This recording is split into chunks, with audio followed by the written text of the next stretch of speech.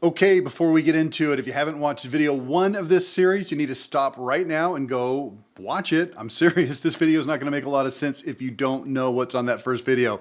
That one is about 22, 23 minutes long, something like that. So go watch it, then come back when you're done. For those of you who did watch it, welcome back. My name is Rich Harshaw. I am the CEO of Level 10 Contractor, and I'm here to help you make more money in your contracting business, whether that's remodeling, HVAC, whatever. Okay, now let's go to a quick recap. There are 3 steps to good marketing. First, have something good to say. Second, say it well. And third, say it often. Video 1 was about what identity actually is, why platitudes are killing your marketing, and why smart, hardworking contractors like you keep producing marketing that sounds exactly like every other contract on the face of the planet Earth. I mean, come on, you can do better. I show you how in video 1. We also walk through 3 real examples of what identity looks like when it's done right.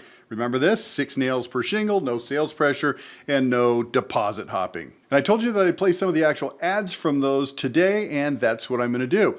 That's what's gonna happen. But first, I wanna talk to you about Donkey Kong.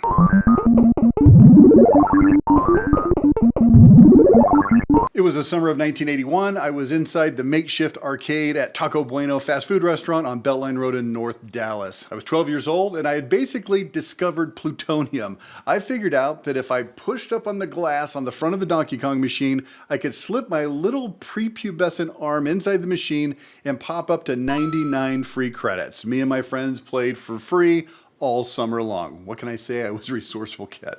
Fast forward 15 years to 1996. I'm about 10 seconds into my fledgling career as a marketing consultant, and by the grace of God, I land a client called Dynamo in Fort Worth, Texas. They were a company that manufactured coin-operated pool tables, air hockey tables, and what do you know? Video game cabinets. The same kind that you put, let's say, Donkey Kong in, and then you stick it into a makeshift arcade in a Taco Bueno.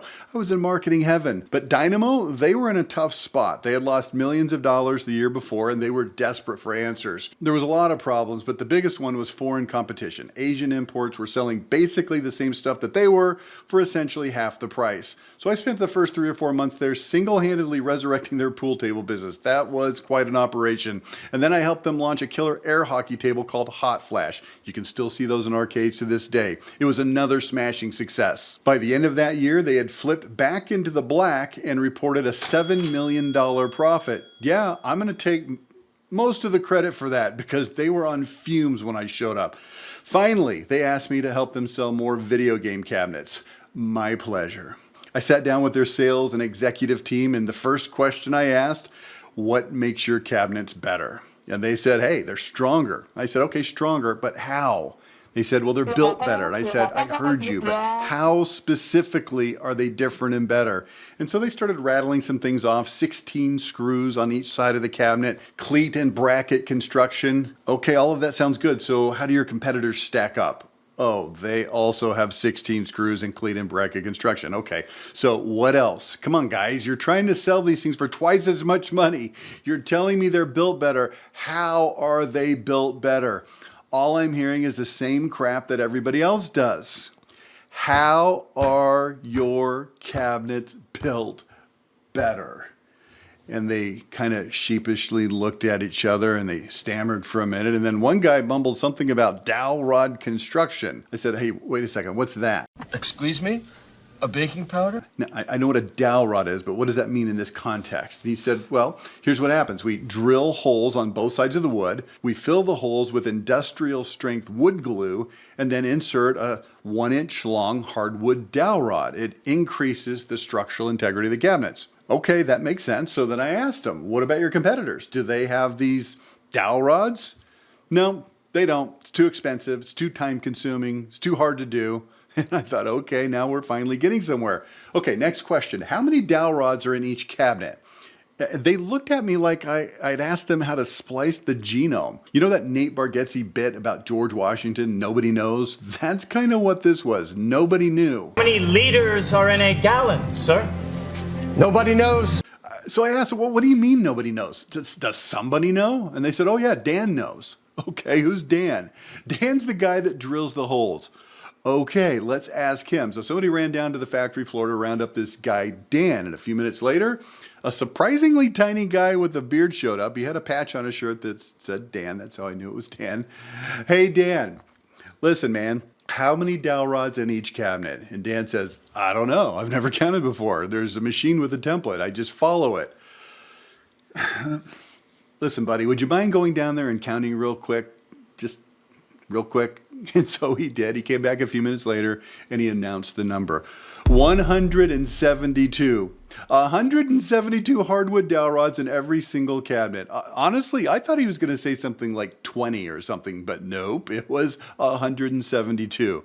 Okay, the competitors, how many is that again? Remind me? Oh, 0. Okay, I think we can do something with that. Now, for reference, here's the ad that Dynamo had been running in a trade magazine called Replay. This is something that's sent out to operators of like bars and family fun centers, things like that, bowling alleys maybe. Here's the headline. Look at that. HS27 cabinet. Now, that was their most popular model. That's the same one that the Donkey Kong would go in.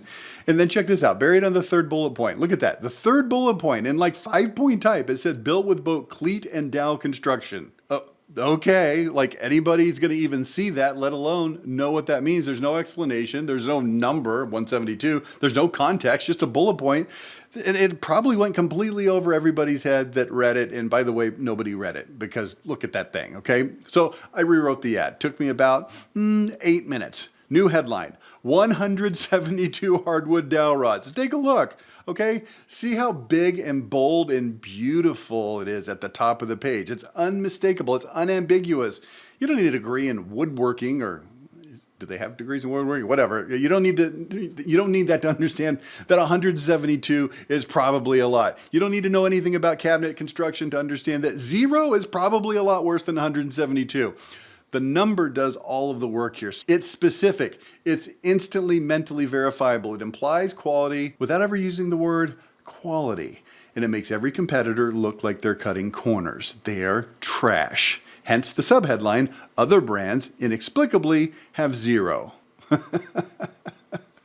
That's the power of specificity. That is what power, precision, and passion actually looks like. Now here's the principle. The story is always in the details. The precision is the story. Identity points by themselves, they're just platitudes. Your job is to find the details and then tell the story. You got to build a case. 6 nails per shingle. Not we don't cut corners, 6 nails. 172 dowel rods. Not we build stronger cabinets, 172 dowel rods. Deposit hopping. Not we don't take deposits, it's deposit hopping. 52 seconds. I'm going to get to that one in just a minute. All right, let's go to step 1, which is called the 5 pillars of identity. Okay, these are identifying your points. So the question obviously is, how do you find these identity points? And this is the map. It's on the screen right now. The 5 pillars of identity. Every single thing that makes your company genuinely different and better from your competitors, it lives in one of these 5 categories. Let me review them. Pillar 1, your products. It's what you sell. It's the brands, the materials, the specs. It's stronger, more durable, more energy efficient, better looking, longer lasting.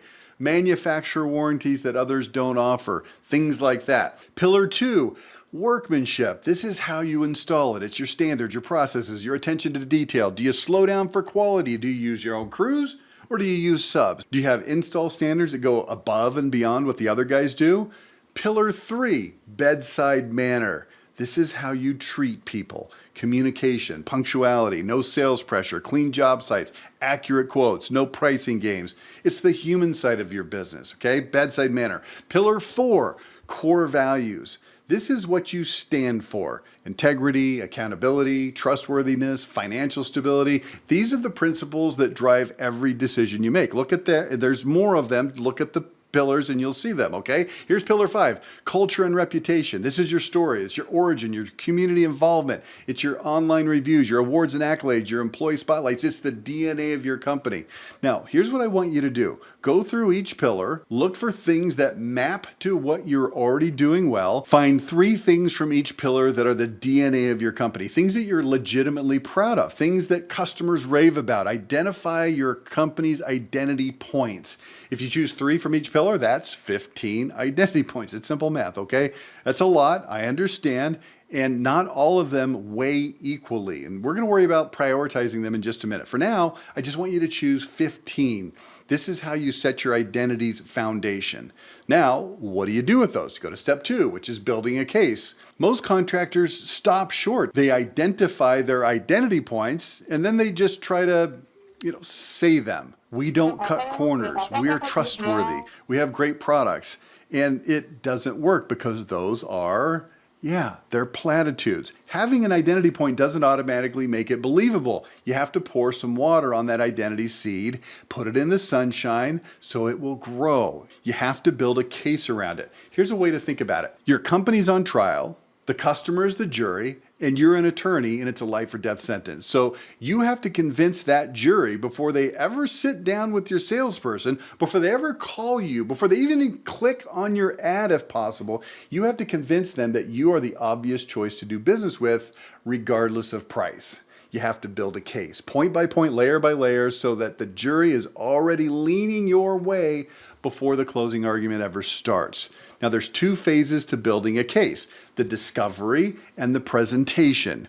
You have to be great at both, and unfortunately, most contractors suck at both. So we're going to fix that today. Okay, to do that, the next thing I want to show you is the trust pyramid. It's the playbook for building your case around every identity point that you have. The foundation is the identity points, okay? You've already done that. You went through the 5 pillars. You found 15 things that are genuinely awesome and great about your company. That's your foundation, but those are just the foundational claims to the jury. Claims alone aren't going to win the cases. You need more. You need layer 2, which is stories, examples, and comparisons. Okay, this is where the rubber hits the road. This is where you make your identity point really come alive.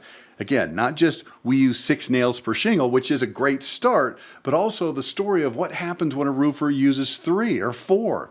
The voided warranty, the homeowner who doesn't find out for years, the $20,000 roof with no warranty and no recourse. That's your argument. That's what makes the jury lean your way. And then layer 3 is social proof. These are expert witnesses, reviews, testimonials, videos maybe from real customers confirming what? Specific claims, specific identity points, not just generic, we highly recommend them. That's not going to get the job done. The reviews need to corroborate, big word, corroborate specific identity points. They showed me the nail pattern before they left the job site. That's a witness on the stand. Now, layer 4 on the trust pyramid is evidence. This is physical proof. It's a photo of your nail pattern, or even better, a video of your guy doing 6 and then showing the audience what it looks like if you only put 3 or 4 nails, okay? This could be a side-by-side comparison of a Dynamo cabinet with 172 hardwood dowel rods next to a competitor's cabinet with 0. Maybe it's a news story of a single mother. You see these all the time, right? It's a single mother. She lost her deposit on the roof when the contractor skipped down. It's tangible. It's visual. It's undeniable. That's your exhibit. That's evidence. And then at the very top of the trust pyramid, PE, personal experience. What this means is by the time you actually sit down, or your salesperson sits down with the homeowner, everything that they say should feel like confirmation of what the prospect already believes based on what you've told them. The seeds have already been planted. The case was built. The jury is already leaning your way. The salesperson isn't selling really. They're closing. That's the goal. Not to sell them in the meeting, to have them already sold before the meeting ever starts. Now, the 2 phases. Let's talk about the discovery phase. Discovery is where you go hunting and looking for each identity point. You need to ask yourself, hey, what's the story? What's the example? What's the comparison that makes this real? What social proof do we have or need to collect? What evidence exists or can be created? That's the work that most of you have never done before. Here's what you do instead. Instead of crafting stories and digging for evidence and then presenting it to the jury, you just kind of have your sales guy run through a 7-minute company story during the sales call. It's too little, it's too late. I'm not saying it's bad. I'm not saying it won't work. I'm saying you need to get the prospect more ready, more earlier, okay? Let me show you what discovery looks like in practice. It starts by simply asking questions and then digging deeper and deeper and deeper. Do you remember the curse of knowledge from the previous video? The tappers and listeners, do you remember that? You're so close to your processes and what you do. You see it every single day. It's nearly impossible for you to appreciate or see even the amazing things that you do. You've nailed 6 nails in every shingle for the last 32 freaking years. You don't even realize it's worth talking about. Just like Dan and the 172 hardwood dowel rods. Remember that? That dude had drilled millions of holes in his career. Never once stopped to wonder, I wonder how many dowel rods are in each cabinet. I thought of it in the first 5 minutes of knowing about the dowel rods. I don't know how long that guy had worked there. Anyway, let's role play this, okay?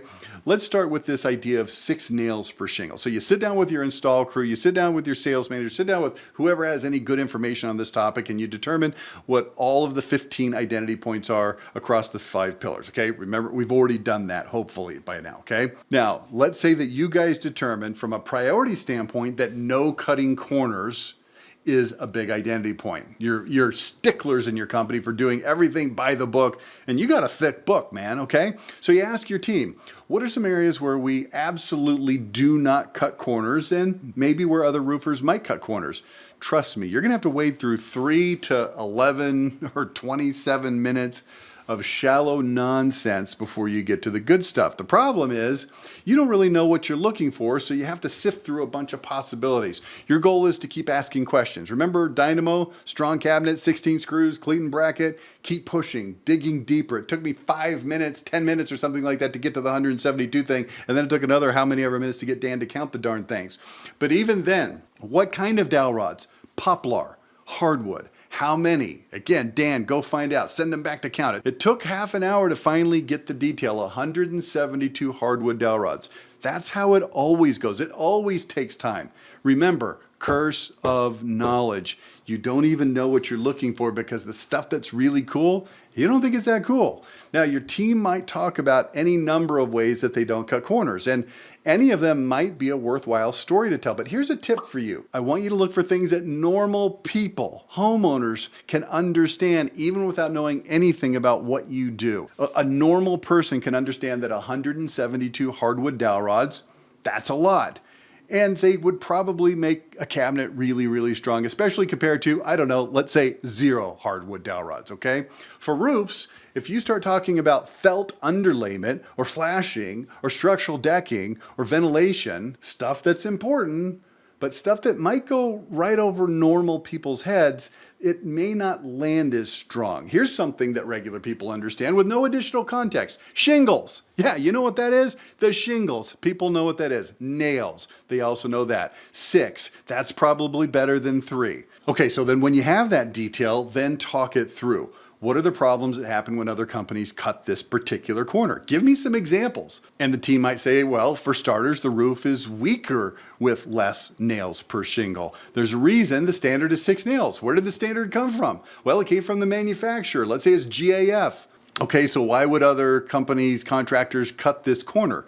They only use 3 or 4 nails to save time and money. That's pretty obvious. They figure nobody knows, so who cares? It's good enough, right? And so what's the result? Well, the warranty is void. The homeowner doesn't find out until they have a problem years later. So there's your story. A homeowner could spend $20,000 on a roof, not know the warranty was voided the day it was installed, and not find out that they have a leak until years later and then try to make a claim. There's no coverage. It's void because the roofer saved $50 freaking on nails. That story was sitting inside your install team's head this whole time. You just have to ask enough questions to pull it out of them. Now you know what social proof to collect. First of all, you want to get reviews that mention the nail pattern specifically. Something like this. Before they left, the crew supervisor walked me through the job and showed me the nail pattern on the shingles. And you might hear that and say, well, we don't have any reviews that say that. Yeah, I know. That's because you have to point at the shower head. Remember the shower head story? It's linked below. It's video number 1. There was a sign on the counter, and then one by the TV, and then one on the vanity in the bathroom, and then one hanging from the freaking shower head itself. I'm getting a little ahead of myself. Video number 3 is going to talk about saying it often. But for now, if you want reviews that mention specific identity points, you have to make it important to your customers. Nobody's going to notice the shower head unless you point at it. You get a review like that and it'll be doing real work for you. Okay, so what about evidence? Let's talk about getting a photo of your crew on the roof, nail gun in hand, 6 nails clearly visible. Caption, 6 nails, every shingle, every time. Or make a video, a blog post about times when you had to break it to customers that their previous roof didn't meet warranty standards and so it's void. Do you have those kinds of stories? You have them, don't you? Find them, use them, tell them. Okay, let's do another one. Let's do deposit hopping. Okay, that was from the last video. I'm going to walk you through how to come up with that here. So you're looking at the 5 pillars and you see under bedside manner a point called no money down. Now, if you don't require a down payment, that's pretty low hanging fruit, right? Just grab it, okay? Now, the real question for your team is, why don't we take deposits? That's a great question. Well, maybe it's because it's easier for the customer, or maybe we don't need the money. It lowers the risk for the customer. Ding, ding, ding, ding. You see how this works? This one might actually be easier than the 6-nail one to get it out of your team, okay? How much do other contractors require for their deposits? Well, typically it's going to be 25 to 50% up front, okay? Why? The truth is, some do it because that's just kind of how they've always done it. Some do it because they want the customers to have some sort of skin in the game or something like that. But there are some contractors who actually need that deposit for cash flow reasons. They're running their business on a float.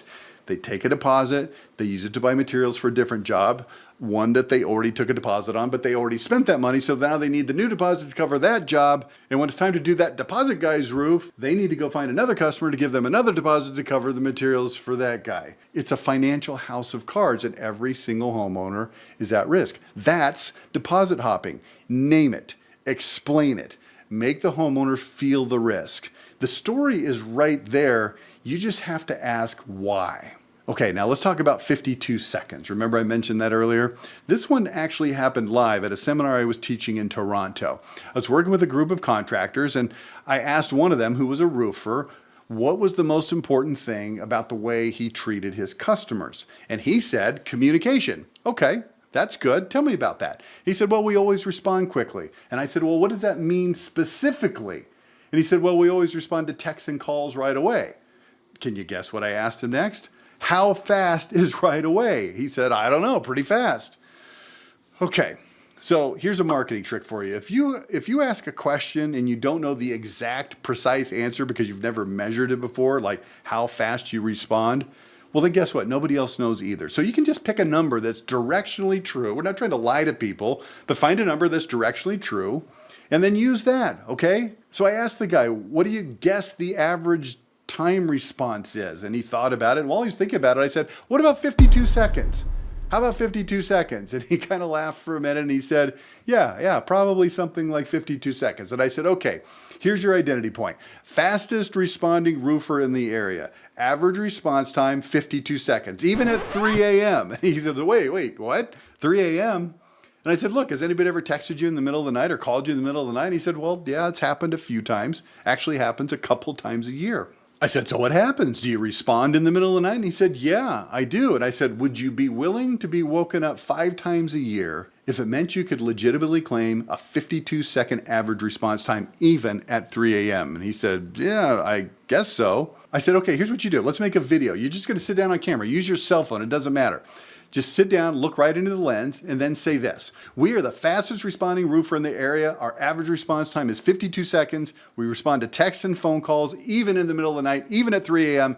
And if you don't believe me, put me to the test. Here's my number. Text me right now. And then put your phone number on the screen. No offer, no discount, no call to action beyond try me, okay? And guess what's going to happen? People are going to text him. Some people are just testing it.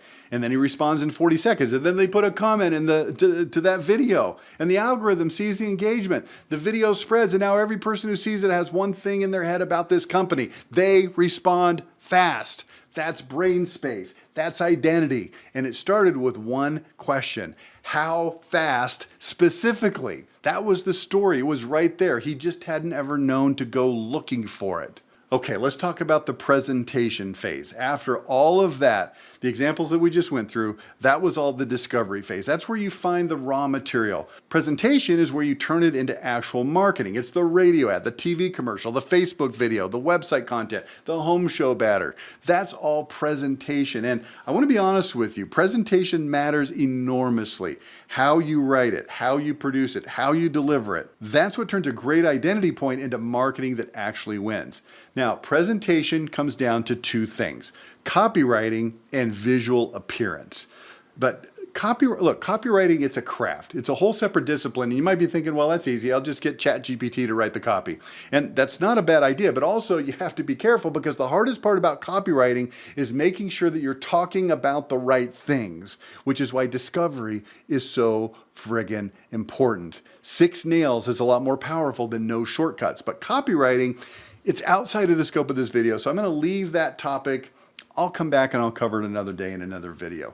Also, let's talk about visual presentation for just a minute. Making your ads and videos, mailers, websites, whatever, making them look professional so that they represent your brand in an interesting, engaging, and memorable way. But that's also outside the scope of this video. So what I can tell you today is this: discovery has to come first. You cannot write your way out of a bad identity point, but you absolutely can waste a good one if you don't do the discovery work first. Here's what the presentation phase sounds like when the discovery has been done right. 6 nails. 6 nails. Your roofer has to put 6 nails in every shingle, or your warranty can be voided instantly. 5 nails, voided warranty. 4 nails, voided warranty. 3 nails, you're just plain screwed. Now, you might be thinking, why would any roofer use 3 or 4 or even 5 instead of 6? To save money, why else? Cutting corners always saves the roofer money and puts you at risk. At Bald Guys Roofing, guess how many nails we put in every single shingle? 6. Yes, you heard me, 6. Because we don't cut corners. We build roofs that meet manufacturer standards, so your warranty stays valid and your home stays protected. Sure, you can call Dingleberry Roofing or Chicken Neck Roofing. You might get 3 nails, maybe 4. If you're lucky, 5. But when it comes to your roof, 6 is the magic number. Call Bald Guys Roofing today. Find our number on Google, Bald Guys Roofing. Okay, what'd you think about that? It was everything we just talked about was in that ad. Now we're going to watch a TV ad about deposit hopping. Check this out. Thinking about a new deck? Then you need to know about deposit hopping. Nick here from Hutcherson Construction, and here's how it works. Most contractors require a 50% deposit when you sign the contract, up front, on the spot, which they use to pay for labor and materials for other jobs that they're already working on. When it comes time to build your deck later, they'll try and collect another deposit from somebody else to pay for the labor and materials on your job. It's called deposit hopping, and it puts you at risk because they're flying by the seat of their financial pants. At Hutcherson, we never ask for a deposit. You never pay anything until the first day of the job, after the materials have been delivered to your property and the crew is on site, ready to start. For a beautiful deck with no financial risk, call 269-685-0900 or visit us at exteriorsbyhutcherson.com. That's exteriorsbyhutcherson.com. Hutcherson Construction, an experience you deserve. Okay, see, it's the same identity points that we already talked about, but now you can hear the whole story. The specificity, the power, the precision, the passion, all of it came from the discovery phase. The writing phase just gave it a voice. If you want help with the presentation phase, which is building ads, writing the web content, creating the social posts, that's exactly what we do here at Level 10 Contractor. Was that a sales pitch? I don't know. It depends if you need stuff or not. All right, let's wrap this up. 172 hardwood dowel rods, 6 nails per shingle, 52-second response time. Not a nickel until the materials are already on your driveway. Every single one of those started where? With the 5 pillars of identity. Every single one of those was discovered by asking the right questions. Every single one of those was built into a case layer by layer before it was ever written into an ad. That's the process. 5 pillars to discover your points, then build the case, discovery first, and then the presentation. And then the trust pyramid, that's your framework for both. So here's your assignment. Pick 3 identity points from your 5 pillars list. Just 3, okay? Not 15, just 3. For each one of those 3, go hunting. What's the story? What social proof do you have or maybe need to collect? What evidence can you show? Write it all down. That's the beginning of your case. In the next video, video number 3 in this series, 3 out of 3, we're almost there. We're going to talk about step 3, which is saying it often. And I'm going to tell you about the roadside attraction in the middle of South Dakota that has absolutely no business being one of the most visited tourist destinations in America. It's called Wall Drug, and it's going to completely blow your mind and change how you think about frequency, repetition, and what it actually takes to own brain space in your market. Now, hang on for just a second. I'm going to show you a couple little extra bonuses, but You don't have to watch them if you don't want to. My name is Rich Harshaw. This is Level 10 Contractor. I'll see you in the next video. Okay, little bonus material for you here. I've got some other ads that we put in this same series for Dynamo cabinets. Okay, so you remember 172 hardwood dowel rods, and you might look at these ads and think, well, these look kind of, text heavy. They're not very pretty. Well, number one, this was freaking 1996. Okay, we didn't have Photoshop, let alone AI to build us ads back in those days. Number two, we were actually sending these via fax machine. Yeah, fax ads to their customer and prospect list, as well as putting them into this magazine that I mentioned earlier. So let me just read to you this one. I'll put it on the screen. We had the biggest, fattest guy we could find jump up and down on our HS27 control panel for 12 minutes just to make sure it could endure any punishment your customers could dish out. This was based on our discovery situation with this same company. We asked them, how do you test these for strength? And they said, we have Mike Pendergrast jump up and down on the control panel. Now, the control panel, in case you're not familiar, that's where the joysticks and the buttons are on the video game console. We said, well, who's Mike Pendergrast? Well, he's our production manager. He weighed 272 pounds. He was the biggest, fattest guy they could find. Now, you might hear that and think, well, that's not very politically correct. A, it was 1996. Nobody cared. B, it's a good visual image, regardless of whether it's politically correct or not. So here's what they did. They had this guy, Mike, get up on the control panel and literally jump up and down until the dadgum thing broke off clean. And then they re-engineered it to be stronger. The first time it fell off at like 7 or 8 minutes, and then they re-engineered it to where it could last 12 minutes. That's where this ad came from. Now, one other ad just for fun. Here's what it says. The biggest threat to your video cabinets could be an Allen wrench and a screwdriver that some 13-year-old kid took from his dad's toolbox. Again, just trying to give a visual of what some of the problems are. And by the way, I wasn't that kid that was using the screwdriver to undo the screws on the video game cabinet, but I saw it happen. Anyway, just giving you a couple little extras there to help you understand how this works. Hope you enjoyed this. If so, like and subscribe, and I'll see you on the next video.